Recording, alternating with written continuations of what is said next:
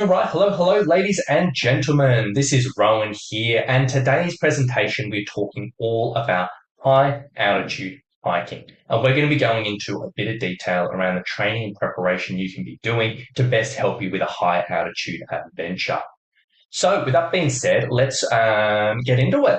So, to start with, if you're not 100% sure who I am, my name is Rowan Smith. I'm the founder of Summit Strength, which is essentially an online personal training business which specializes in working with hikers. Now, essentially, we help a whole bunch of hikers in a whole bunch of situations. And a few of the kind of big populations of hikers that we typically work with are hikers who have a big trip coming up. They've got something in their sights, a big overnighter, a big multi-dayer, maybe a big, massive bucket list goal. And they want to be making sure doing everything they can, being the best chance of not only succeeding on that trip, but also enjoying it as well. We also work with a lot of hikers who do struggle with an ache or a pain. So foot pain, knee pain, back pain, ankle pain, so common for a lot of hikers. And we help a lot of hikers try to get on top of that. And also we work with lots of regular hikers who they don't have a massive trip coming up. They don't have a big ache and pain, but they do realize their physical condition is just holding them back a little bit. So essentially we work with these types of hikers. We give them the training, the knowledge, the education to really get on top of these things and get in a great position for their trails. And for me personally, I've trained and prepared for, over 400 hikers personally. And it's not just me these days in the business. We have a few other coaches going on. So we've had many more than that for every type of trip imaginable. And today we're talking about high altitude specifically. And for high altitude adventures, I've trained people for things like Everest Base Camp, Kilimanjaro, Mont Blanc. I've done people who are going up to the full 8,000 meter ones, the crazy ones, and all of that. So, I've got a lot of experience in regards to training and physical preparation for high altitude hiking. And I'm going to be talking a little bit about that today. Now, what we're actually going to be covering in this presentation is, a quick little recap in regards to what actually is high altitude and a brief overview of altitude sickness. We're not getting into the nitty gritty too much on that, but just a bit of an overview.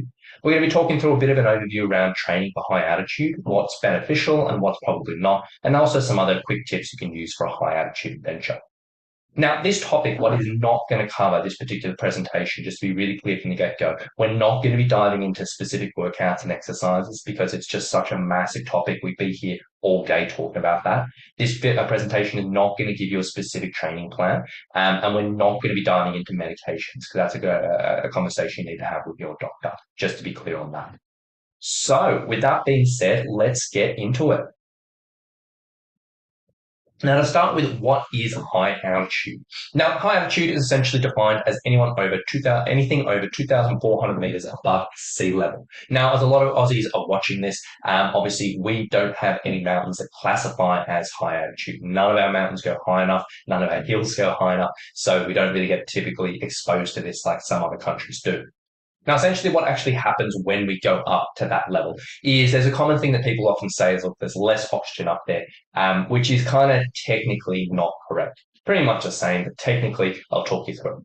Now, essentially, what actually happens when you're high up in the altitude, up at altitude, the oxygen percentage in the air that you're breathing in is actually the same as at sea level. So the amount of oxygen in the air, percentage-wise, is still similar to sea level.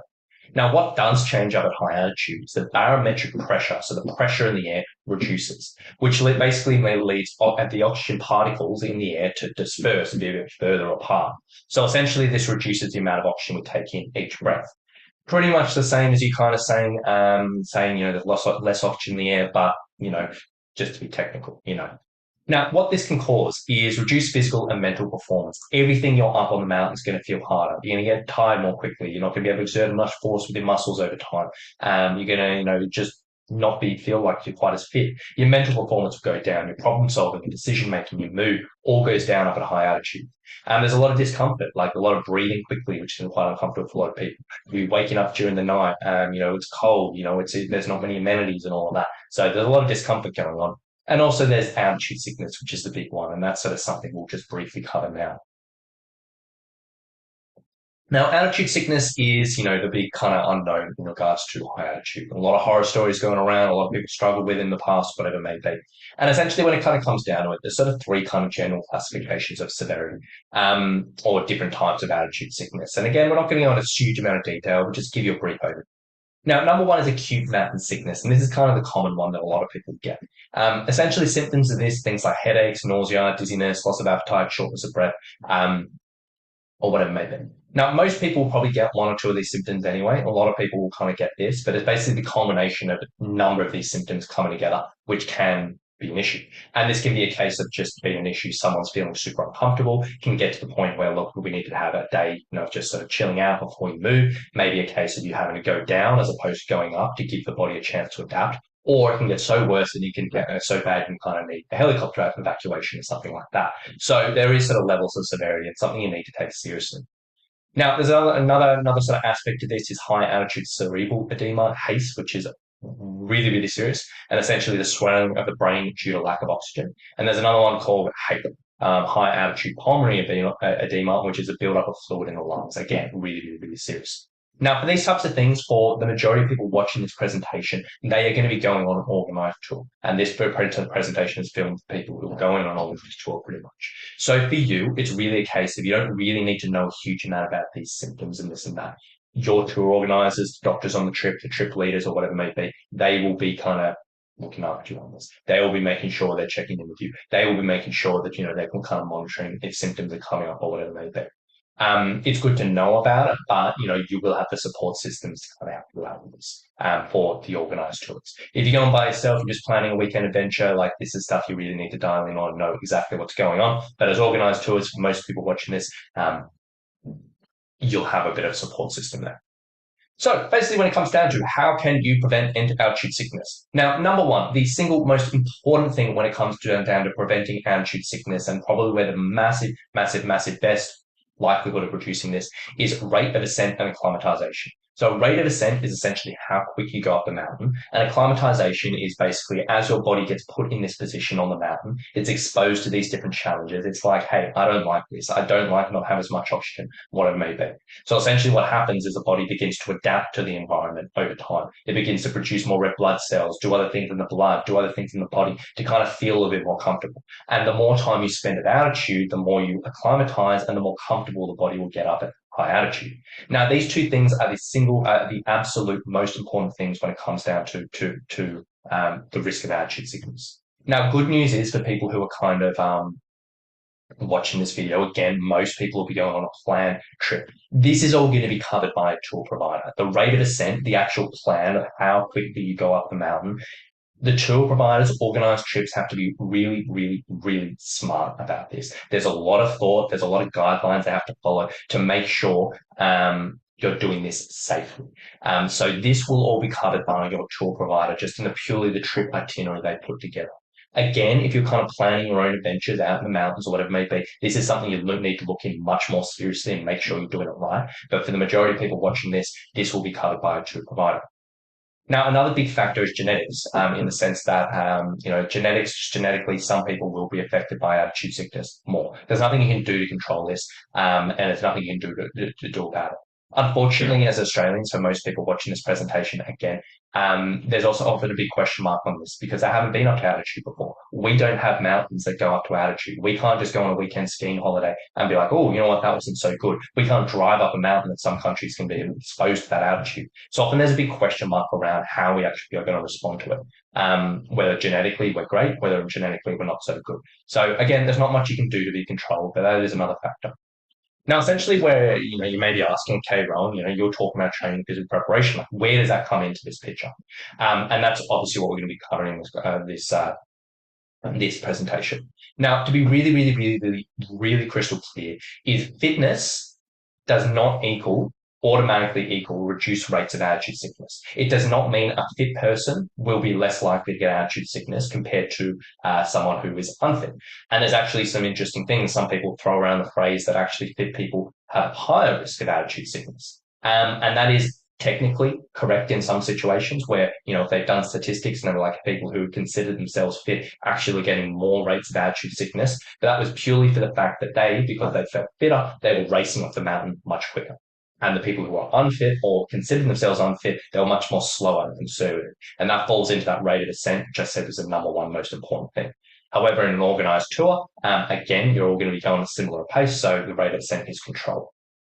But saying this, even though automatically fitness does not equal reduced rate of altitude sickness, where this does come into the picture is fatigue and exhaustion are risk factors when it comes to altitude sickness. So essentially getting to that stage where you're kind of at the end of your rope, end of your tether, you haven't got much energy, you're kind of, really getting to the, struggling to get to the end of the day or whatever it may be.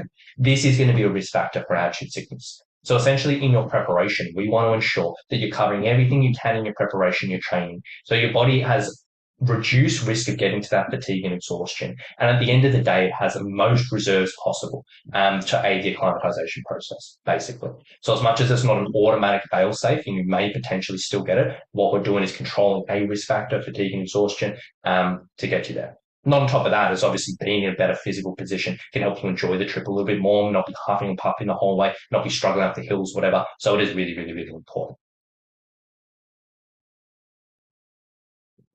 So coming down to training for high altitude, what do we want to be looking at? Now, the most important aspect of fitness when it comes down to developing for high altitude hiking is what's known as aerobic capacity. Now, essentially what aerobic capacity is the ability of your body to produce energy for long periods of time at a low to moderate intensity. Now, essentially, if we want to get a little bit sciencey for a second, in your body has different systems at producing energy. Energy for our movement, energy for our exercise, whatever it may be. And these are, funny enough, known as energy systems. Now, essentially, there's a big division in between the different energy systems that we have in our body. And there's what we call our aerobic energy systems and our anaerobic energy systems.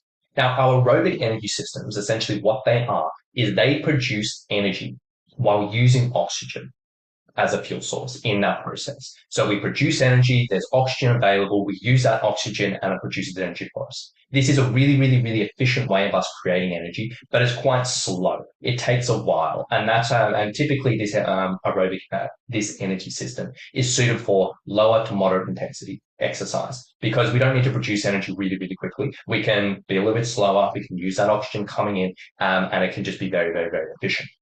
Now, on the flip side of this, we have these things called our anaerobic energy systems, which essentially what these systems do, and there's a few of them, but they produce energy without oxygen.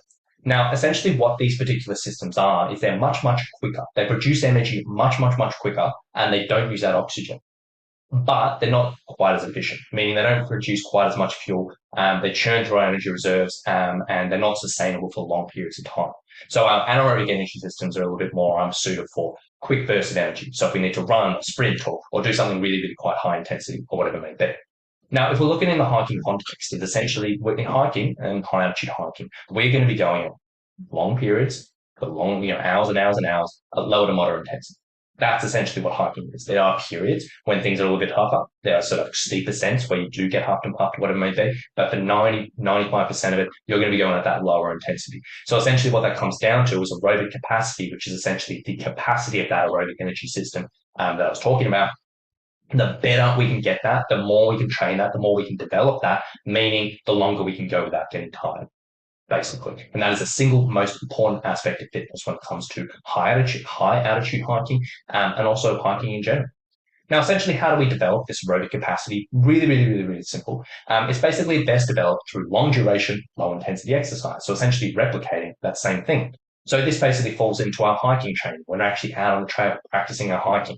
Our walking, when we're just walking around with a pack or whatever it may be, stairs, hill, if it's a lower intensity, we'll be working this. Cycling, elliptical, really anything you can kind of sustain for long periods of time at a lower intensity. That's where it's going to be going, you're going to be developing this.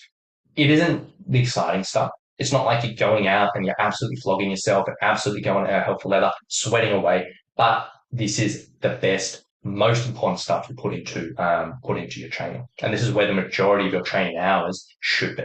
And when I say the majority of your training hours, if you're looking at a 10-hour training week, it may be 6, 7, 8 hours, depending on the person, may be dedicated to this type of training. And then 2 hours may be dedicated to other types of training. Rough hypothetical. Everyone's different on whatever they may be. But just saying that. Now, you may be asking yourself, okay, Rowan, yeah, cool, that sounds fine, but what about high intensity training? I've heard that's really, really good for high altitude, or I do this and I've been told it's going to be really, really good for me. Why are you not talking about that?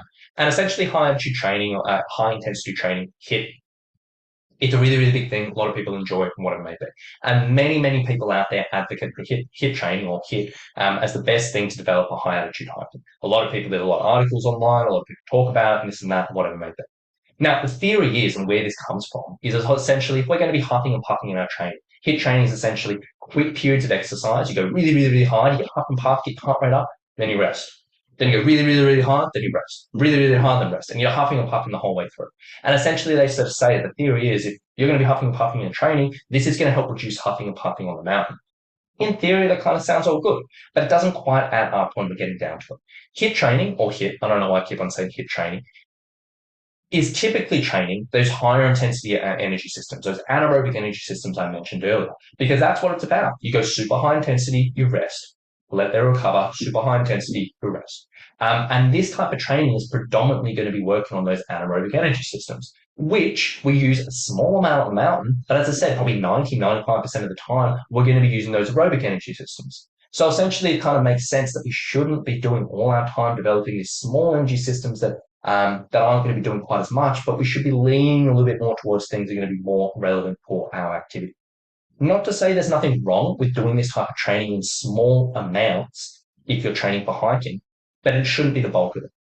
If you're just training for everyday health and fitness, whatever, you can do whatever you want. It doesn't matter. But if we're specifically training for a hike, we want to be a little bit smarter about it. And we want to be like, hey, the things I'm doing, is that going to give you the best results on the map? And so doing small amounts of this is fine, it's good, it can be a nice addition, but it shouldn't be the majority of your training.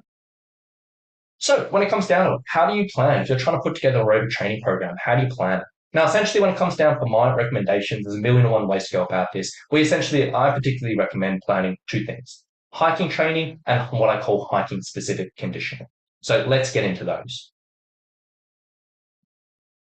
Now, hiking training, these are the actual hikes that you do on the trail. So literally getting out on the trail and hiking. This is honestly the most relevant way of fitting in your longer training sessions because it's really specific to hiking. Obviously, you're getting out on the trail, you're getting that, unpredictable terrain, the ups, the downs, the rougher terrain, all of that. And obviously it's the most enjoyable. Like, if I went and said, hey, I want you to do a 4-hour walk around the neighborhood or go ride a bike in the gym for 5 hours, you'd probably look at me crazy. But I've said, hey, you want to go for a hike for 4 hours? You'd be like, yeah, that actually sounds pretty good. So these are honestly the most relevant way of fitting in the longer training sessions. Obviously, not all of us have the luxury of being able to hike multiple times a week or every single week or whatever it may be, but there has to be some element of hiking in your training. Now, to get the most out of your hiking training, we want to have a bit of a plan on this. And I want to talk you through my simple process on planning this out. Now, essentially, when you're looking at your hiking trip, the first step to doing this is you essentially want to pull up your trip itinerary and you want to figure out two things. Number one, you want to figure out the longest day you're going to have in hours. And you also want to figure out the maximal pack weight, maximum weight your pack is going to be. So the longest hours that you're going to be hiking, whatever your longest day is, and the maximal pack weight that you're expected to carry. You want to know those two numbers. Now, after that, you want to decide and sit down and realistically come up with how often do you think you're going to be able to hike until your trip? Are you going to be able to hike every single weekend? Are you happy to do that? Can you only hike once every 2 weeks? Can you only hike once every 3 weeks, once every 4 weeks? Whatever it may be. Be realistic here, but come up with a number. Then you want to get out a calendar. Get out a pen and paper calendar, or you can do this on your phone or on a computer, whatever it may be. Essentially, you want to find 2 weeks before your hiking day, before you fly out, before you leave, or whatever it may be. 2 to 3 weeks, find the weekend there. You want to put a big X there. You essentially want to pencil in, that's the day I'm going to be hiking. And essentially on this day, we want to schedule in a hike, which is going to be the equivalent of your longest time spent hiking in hours that we figured out before and your maximal pack weight. So what I mean by that is if you say on your trip, your longest day is going to be 8 hours and your maximal pack weight is going to be 6 kilos or something like that.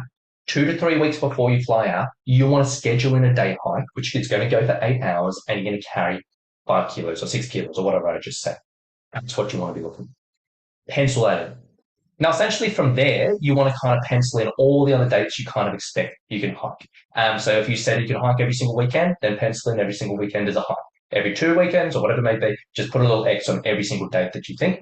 And then what you want to do is you want to work backwards in your calendar. You've got that longest, toughest day scheduled in already. We want to work backwards and ensure there's a slow and steady build up from now until your leave date. Ideally, what we want to be looking at here is each time you hike, we only really want to increase either the time spent hiking, the hours, or the pack weight. We don't want to increase both of those in the same week if we can possibly can. Now, this will take a bit of trial and error as you kind of figure things out. It may take you, for me, I can sit down, I can bang this out in like 15 minutes for someone. For you, it may take an hour or two or whatever it may be of trial and error, figuring things out. But this is a really, really simple way, really, really effective way of doing it. Now, to give you a bit of a visual on this, like as an example plan, this is an example that I just threw together. So I said, look, realistically, I'm 16 weeks until the trip I'm going on. I've looked at my trip itinerary, and my longest day is going to be 7 hours, and I actually think I'm going to have to carry 8 kilos in a day pack. Now, on top of that, looking at my schedule, I can't hike every single weekend. I've got a life, I've got a job, and all of that, but I think I can squeeze in once every 2 weeks. I think that's realistic and what I'm going to aim for. And essentially, what I did is I came down and I put together this plan. So I've got week 16, that's the trip. 2 weeks before that, I scheduled in that longest day, 7 hours, 8 kilo pack. And then I kind of did a bit of trial and error and work backwards. So working backwards, I was like, you know what, I'm going to reduce the time because I don't want to do hours and hours and hours. So I was like 5 to 6 hours, 8 kilo pack. Then 2 weeks down from that, I reduced the time again, 4 to 5 hours, 8 kilo pack. And then 2 weeks before that, I was like, you know what, let's reduce the pack weight. So I did 4 to 5 hours, 6 kilo pack. And then work backwards, work backwards, work backwards. And I look at this and I'm like, realistically, 2 to 3 hour hike in week 2 with a 4 kilo pack, I'm confident I can do that right now. And then this slow and steady build, it looks pretty doable. Now, there are a dozen different ways I could have gone about this, but hopefully it just gives you a bit of a visual. Follow that process, work backwards, figure it out, do a bit of trial and error, see what you come up with. This will change because weather, scheduling, all of that. But if you can have a bit of a rough plan to follow, it makes all the difference. So that's your hiking stuff. Now, hiking specific conditioning, what is that? Now, hiking specific conditioning is just a fancy term that I've coined, which essentially is just cardio sessions, cardiovascular sessions, which you do off the trail, which you can develop certain aspects of fitness that help you on the trail. So it's just basically cardio, which isn't actually hiking, or cardio that's going to be relevant for your hiking, but it isn't actually involving getting out on the trail. So this is a really, really good way for you can combine your aerobic conditioning, so the training that aerobic energy system, with other things that you need to get ready for the trip.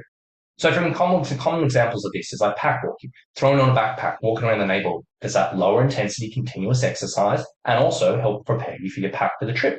Or stair and hill sessions. Again, you won't be running up and down the stairs, you'll be walking up down the stairs. Doing this for a long period of time at a lower intensity will not only be good for your aerobic energy system, but it'll also get you ready for stairs or hills. Step sessions, just getting a step, going up and down, longer interval training. I said before, the HIIT sessions you typically do in a gym, maybe not super relevant, but if we're doing intervals where you're like doing 3 minutes of quick or 4 minutes of quick or 5 minutes of quick or 6 minutes of quick at a time, and then rest and then do it again, rest, do it again, this can be really relevant because it's such a long period of time, you're not going to be going super, super, super, super quick. You're going to be going quick, but it's going to be a bit more relevant for hikers. Or you can do sled pushing if you have a sled in the gym. Really anything like this. It can be really, really good. And this is a nice way you can just accumulate, as I sort of said, aerobic conditioning in your week with other things you kind of need to get ready for the trip. Now, on top of that, I've spoken about, your hiking specific conditioning, which are relevant for that aerobic capacity I mentioned. On top of that, other things I would recommend you try to fit in, things like strength training. Now, strength training is not directly linked to high altitude, but it can make things much, much, much easier on the trail and significantly reduce the risk of pain or injury on and off the trail. And I recommend every single hiker, no matter what hike you're doing, no matter what level of experience, should be doing some type of strength training in your week. So basically putting this together, if we were looking at kind of a typical training week for a hiker, we'd have our hiking, whether that's every single week or once every 2 weeks, 3 weeks, whatever it may be. We'd be doing that hiking specific conditioning 1 to 3 times a week or something like that. And we'd probably be fitting in a couple of strength sessions in a week, whether that's like 30-minute strength sessions, 45, 60 minutes, something like that. Everyone's obviously got different schedules and that, but this is kind of a bit of a rough guideline. Now, another note I want to kind of quickly cover is altitude training. So you may potentially, in your travels, in your research, what it may be, get recommended to do some altitude training.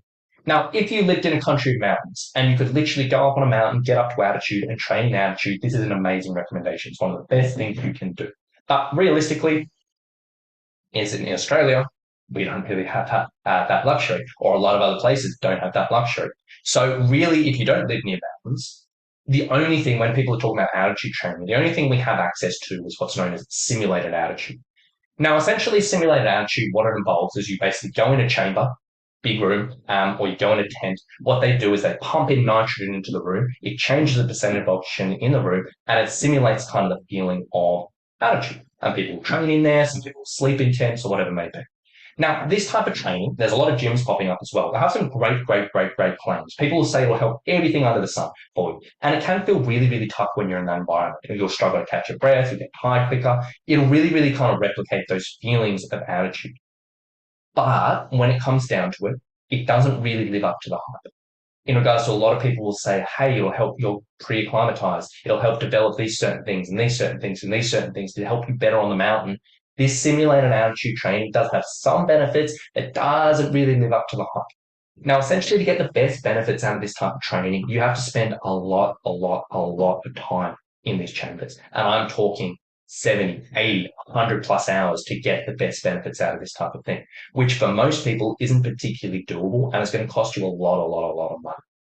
If you happen to have one lying around and you can do it for free, yeah, fair play, go for it. But for most people, it's not realistic. And if you're just going in and doing 3 30-minute sessions in a week or an hour a week or a couple of hours a week, it's probably not going to be enough to really make a significant difference in the body.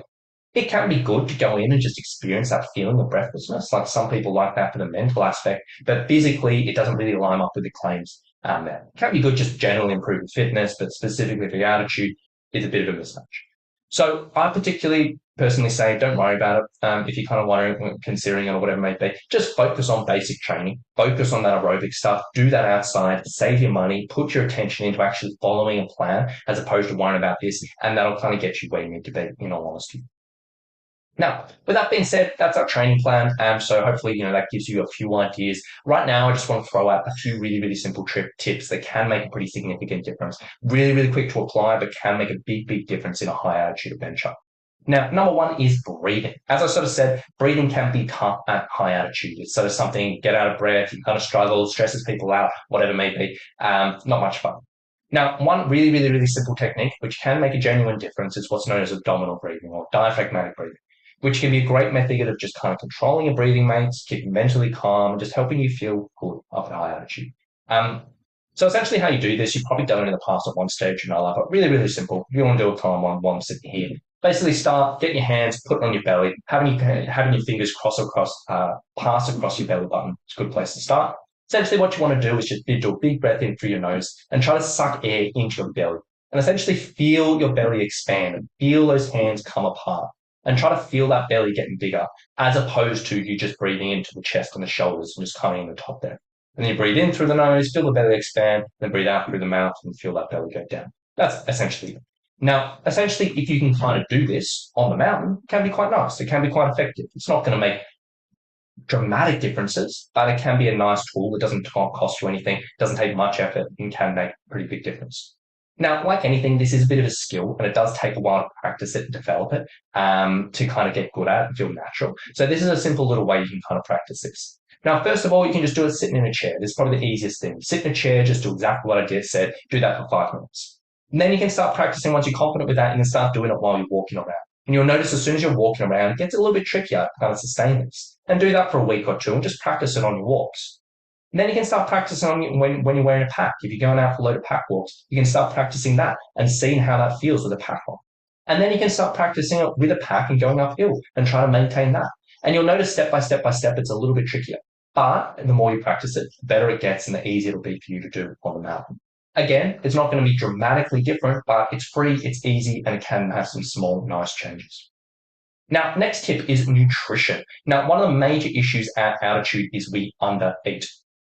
Now, on the mountain, what tends to happen is our energy expenditure goes way up, meaning that every single thing we do, we use more energy. We churn through our energy stores. Walking, moving, just purely existing, our energy expenditure goes way up. But also what happens at altitude for a lot of people is our appetite goes down at the same time. So our body needs more energy, but we're actually consuming less, which ends up being a bit of a problem. Now, because you'll end up being fatigued, exhausted, not feeling great, bad mood, or whatever it may be. It's not great. So essentially to combat this, what you want to be doing is making sure you're regularly refueling and snacking as you go. You want to be intentional about this and don't use appetite as a cue because your appetite's going to be low, but kind of give yourself regular reminders to eat and eat and eat and eat. Not to the point of feeling sick, but to kind of keep on grazing and snacking as you go through. Now, this can take a bit of getting used to for some people. So what I typically recommend is in your training hiking, when you're going out and practicing your hiking or training your hikes in your preparation, start practicing now, having a small bite of something every single hour. Now, it doesn't have to be a full meal, doesn't have to be something major or anything like that, but just cue yourself. Every single hour, have a bite or two or something. Every single hour as you go through, even if you don't really want to, and cue yourself to do that. Now, ideally, what we want to be looking at in regards to these snacks is something that's high carbohydrate, low protein, low fat, low fiber. And the reason why we want to do this is high carbohydrates. Carbohydrates are going to be the immediate fuel that we use from our food. And as we go up to high altitude, the carbohydrates get used more and more and more and more, they become more important. So that's going to give us that fuel. And then low protein, low fat, low fiber, that basically means it doesn't take long to digest. It's not going to be sitting in your stomach, pulling blood away from your working muscles, instead of making you tired or anything like that. It's just going to be quick to digest. So for your snacks, high carbohydrate, low protein, low fat, low fiber. So things like fruit, dried fruit, chocolate, lollies, bagels, white wraps, whatever. For your snacks, and then for your meals, like your lunches and your proper meals, you're going to have something a little bit more hearty that has a bit more protein, fat, or whatever it may be. But for our snacks, we want to be looking at start practicing it now. Give yourself a little reminder system on how you're going to remember to snack on the actual trip, and it will make a big difference. Now, finally, next one we'll talk about is iron. So healthy iron levels are important for the production of red blood cells, like iron in your blood. It's essentially important for producing red blood cells in the body. And red blood cells are important for helping transport oxygen through the body. Now, one of the processes of acclimatization, as your body is acclimatizing to the high altitude and getting more adapted to that, is the creation of new red blood cells. That is one of the processes of acclimatization. So essentially, if we are low iron in the body, and we don't have enough iron to best support that, it can just be a bit limiting. It's not the end of the world. It's not going to say, hey, you can't go on a trip if you have low iron, or saying, hey, you're automatically going to get altitude sickness. But it's something we want to be aware of, and you want to give yourself the best chance. Now, low iron levels are really, really common for a lot of people. And if they are low, it can take a little while to actually raise and get up. You can raise them nutritionally by eating certain foods, by taking supplements, or even getting injections, whatever, or infusions or whatever. But it can take a while to bring up. So my best recommendation, if you have a trip coming up, go see your GP sooner rather than later, your doctor. Get your levels tested sooner rather than later. If they're all good, if they're fine, happy days, don't have to worry about it. If they're a little bit low, now's the time to start taking action so you can kind of slowly build them up. And as I said, if you kind of get to the end of the trip, and they're still low, it's not the end of the world, but try your best either way. Now, coming down to summary, just to wrap things up, training can play a large role in reducing fatigue and exhaustion through hiking and high altitude hiking. Fatigue and exhaustion can play a role in altitude sickness, and it's also going to be a major determinant in your chance of enjoyment and success. You don't want to be on these trips feeling terrible, feeling exhausted, feeling knackered. Training preparation will help you with that. The ideal where you want to be focusing for high altitude preparation and hiking in general is long duration, lower intensity exercise. That's where the majority of the time we'll spend in. This should be combined with some specific conditioning, things like pack carrying, hills or stairs, and also a bit of strength training as well. Abdominal breathing can be a nice little tip to train and use. Getting enough fuel on the mountain is critical, so keep that top of mind, and also get your iron levels checked. So with all that being said, hopefully that gives you a solid overview on how to go about your training for a high altitude adventure. If you did need, obviously there's a lot of information. Some people are like, hey, how does this all go together? It's a little bit overwhelming, whatever it may be. If you did need help putting this all together, I would love to have a bit of a chat with you. Now, as I sort of said, what we do at Summit Strength is online personal training for hikers. And essentially what we offer is personalized training programs for hikers to help them get fit, strong, resilient for their adventures. Now, what our packages typically include will create a custom and personalized workout program to get you fit for anything the trail may throw at you, making sure the training is relevant for you, your fitness, your strength, your kind of availability, what you have access to, and all of that. It's going to be personalized to you. We're going to educate you on all the peripheral factors which can make or break an adventure, such as nutrition, recovery, self-care, mental strength. For high altitude, we have massive resources around high altitude that goes into a lot more detail than we talked through today. I'm going to also give you the coaching, support, and accountability, kind of keep you on track. I'll answer any questions you have and just give you that support you need to keep on moving forward. Now, if that sounds like you and you were interested in learning a little bit more about this, what you can do is go to summitstrength.com.au/online. There's a big video there which talks to a bit more detail about the program. And if you're interested in chatting about it, exploring more, there's a link where you can book a call with our team. We can sit down, have a chat, and learn a little bit about you, your story, your situation, and ultimately just see if and how we may be able to help you and if one of our program options may be a good fit for you. So, with that being said, hopefully you enjoyed today's presentation. Hope you got a bit out of it. Hopefully it all made sense. And yeah, and hopefully it kind of sets you up for success for your upcoming high altitude adventure. So, plan for now, take this information, put into action, see where you can fit that training in, see where you can fit those tips in, and I really do hope it can make a big difference for you.